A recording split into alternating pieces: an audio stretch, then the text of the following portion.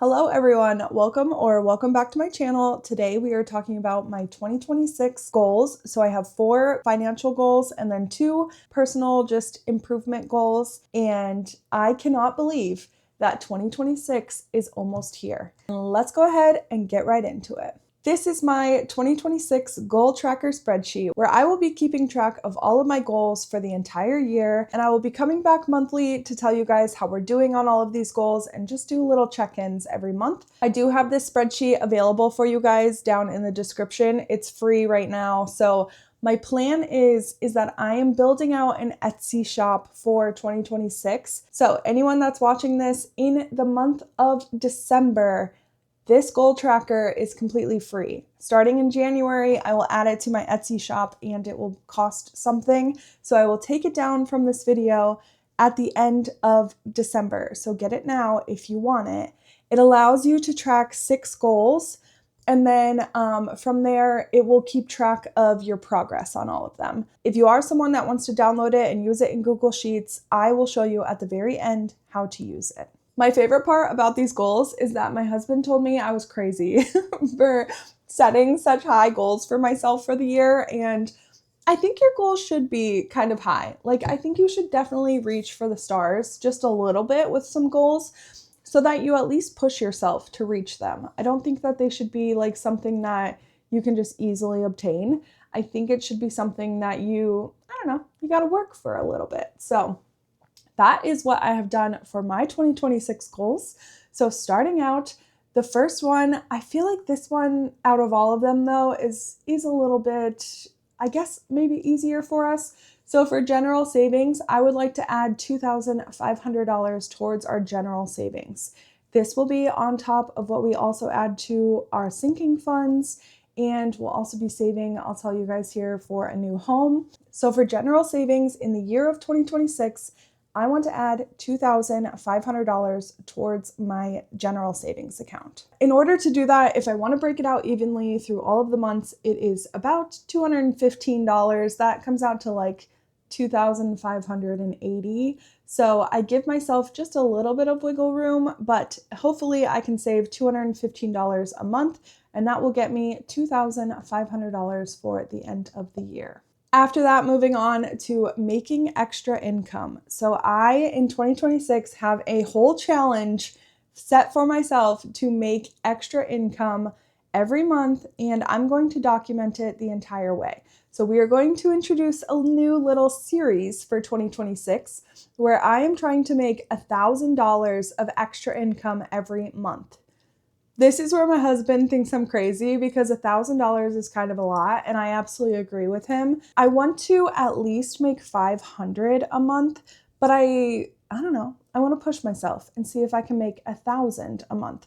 I might not be able to do it like right away, like in January and February and that, but I feel like eventually I could probably, if I stacked a bunch of like side hustles onto each other, I might be able to make $1,000 extra a month. But setting the bar at $500 a month. So for making extra income, I would like to bring in an extra $6,000 for the year of 2026. So this is even if I don't make anything from January to March, then I got to try to make the $6,000 from April through December. So hopefully I can space this out enough, but it would come down, like I said, to $500 a month in order to make $6,000 for the year. But the ultimate goal is to try to make an extra $1,000 every month. So we'll see if I can actually do it. And I'm excited to introduce that savings challenge for you guys, do a whole series, show you everything that I'm doing, like vlogging, how I'm like trying to sell things or what I'm doing to set up side hustles. So I'm looking forward to sharing all of that with you guys in the near future here. My third goal is one that you guys hear me talk about pretty frequently, and that is to pay off my student loans by June. So as of January, I believe I'll have about $17,000 left of student loans. It might be a little less than that, but I also want to account for interest. So $17,000 is what I will need to pay off from January to June. So in order to hit that, I need to put about $3,000 a month towards my student loans. And so that is a goal of mine, and I think that we are absolutely going to hit it. but I'm putting it on here because that will be the coolest goal to hit once I do. And I'm just so excited to hopefully reach it. So, I mean, the student loans will be paid off in 2026 regardless, but my ultimate goal is to have them paid off in June or by June. And then for my fourth goal, this is new home savings. So we are doing just a little bit of a pivot after we have the student loans paid off. I know a lot of people would love to see me throw like $3,000, $4,000, whatever, towards my car every month. But instead of doing that, we are going to do both saving for a new home down payment and also paying off the car quicker. So really when I started this whole thing, I had set this up as a 3-year debt payoff plan. So my student loans and my car loan would take me a total of 3 years to pay off. My student loans will be paid off in a year and a half. And so I don't have to throw everything all at once towards my car like a mad woman, like I've been doing with my student loans. I can actually start to kind of save and still reach that 3-year goal for paying off my car as well. So we're going to throw some money, like $500 to $1,000 extra towards my car every month, because keep in mind about $1,000 goes towards the principal anyways when I'm paying to my car, like the regular car payment. So adding about $500 to $1,000 towards that extra will help me to have the car paid off within a year and a half after that, as well as like throwing whatever extra I can get towards it. Like if I'm making money from extra side hustles and that, I'll certainly throw it towards the car. But our main like $2,000 that we have been kind of throwing towards the student loans will be going into savings to start saving for a new home down payment. I refuse to move in to another home until we have 20% for down payment. So it's going to take us quite a while to be able to save a 20% down payment for the type of home that we want. So that is why the sooner that we can start, the better. And I don't think it's going to affect our debt payoff plan at all. And our interest is low enough on the car that like we're really not going to be paying that much. So getting a little bit of a head start on the new home savings will be a good thing for us. So those are my 4 financial goals for 2026. And now we are going to move into some like just life goals that I have for myself that have nothing to do with finances. So for my YouTube subscribers, I would love to get to 2,500 subscribers by the end of 2026. I might be a little crazy for thinking that I can do that, but like I said, you have to push yourself. So I would love to grow this community, get the word out there a little bit more for people to start budgeting or just kind of get their financial journey started. And I think it would be really cool if I could have 2,500 people by the end of 2026. It's absolutely okay if I don't, or if I just kind of stay around like 500 subscribers, that's okay. But I would like to push myself a little bit and see if this could actually like maybe be something that I could build a bigger community for people who are budgeting. And that way I can get to learn more from others. I love when I get to see other people and what they're doing or like the feedback that I get. I just think it's so fun and I've been having such a great time with it. So the goal is 2,500 subscribers by the end of 2026. This means that if I want to hit 2,500 by the end of 2026, I will need to have gained 175 subscribers a month. So it is definitely, it's a stretch for sure. So we'll see if we can actually do it. And then last but not least, my 6th and final goal is I want to finish 12 books in the year of 2026. So I am not a big book reader. I want to be. I wish that I would read more. And so that is why I'm pushing myself to try to read. One thing that I am giving myself here is that I put finish 12 books because I'm allowing myself to use Audible and physical books in order to finish 12 books. I would love for the books to be about like finances or personal growth or anything like that, but I'm also not against like Harry Potter or something. So any book, any one that I kind of am interested in for the month, I want to finish at least one book a month. And I'm hoping that maybe this will motivate me to read more books. I would love to not just stop after 12 if I hit 12, I would love to keep going. And I just think book reading is a really good hobby. And I've mentioned before in some of my videos where I like to find hobbies, especially being on a budget, because for me personally in my budget journey, we have cut out like all of our personal spending, or most of our personal spending we've cut out. We have literally gone to bare bones. Like some people, when they're budgeting, they still allow themselves like spending money for the week or this for the week. My husband and I have literally cut out every little thing so that we can throw as much towards our student loans or our debt as possible. It just has kind of narrowed us down to like very little, like being able to buy very little for like fun or entertainment or personal and stuff like that. So hobbies have definitely been a big one where I tried to find cheap hobbies that I could do to kind of keep me busy so that I'm not scrolling or trying to do some internet shopping or anything like that. Other than that, this is just a quick little video to share with you guys my goals for 2026.